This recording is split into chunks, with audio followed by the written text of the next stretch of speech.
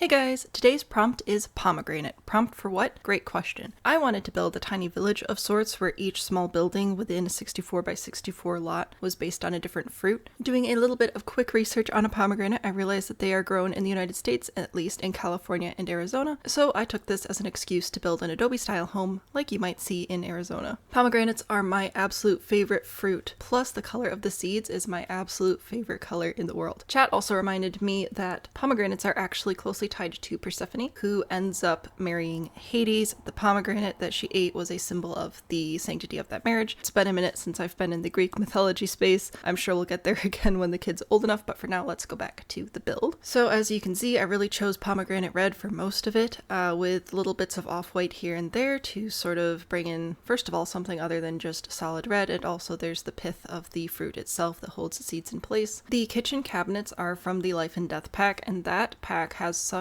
nice kitchen stuff. Actually, most of the kitchen, I think, is from that pack, if I remember correctly. 6 Sims can fit around the dining table, and we have a full 5 seats in the living room, which is pretty good for the space, I think. Down the hall on the main floor, I do have a nursery. Now, finding toddler stuff that was red was kind of challenging. I wanted to do an infant nursery because I thought that would be delightful, but unfortunately, there just wasn't infant stuff in the color story that I was looking for, so we ended up going with toddler stuff. It's a little bit spooky, but again, if we're trying to connect this in bits and pieces a little bit to Persephone, it kind of makes sense to throw some nods to death in there as well as life. I went for a bit more of an arts and crafts approach, like a crafty sort of person for the parents' room on that floor, mostly just because I really liked the cats and dogs bed that I chose and just built a story off that, so that's literally all there was to that. Upstairs, we have a triplets room. The triplets names are Kerberos, Cerberus, and Bob. They do science outside to not start fires inside, hopefully. I also added the puppet box, which I forget about this little puppet show item from Kids Room Stuff all the time, but it is so cute, so if you haven't checked it out, I do recommend it. So there's the triplets room, and they do share a bathroom with their parents. Not the most ideal situation, I will give you that, but you know what? In a tiny village, you gotta do what you gotta do. On the top of the roof of the build, there's a picnic blanket and a telescope, so you can go up there and hang out if you want. I also added a couple of chairs to the balcony outside of the second story, and then on the main floor, of course, is the courtyard with a grill and picnic table and some pomegranate trees. I will be uploading each one of these builds as an individual lot. This one is available on the gallery as Pomegranate Adobe, and that's why I made sure each one of the little plots inside my town was 20 by 15 or smaller. So that way I can place each individual build on the gallery so that you guys can use it if you want. There are a total of 11 plots, and this is the first one, so enjoy, and I'll see you soon with build number 2, which is based on the fruit Buddha's hand, which I didn't even know was a thing until this stream.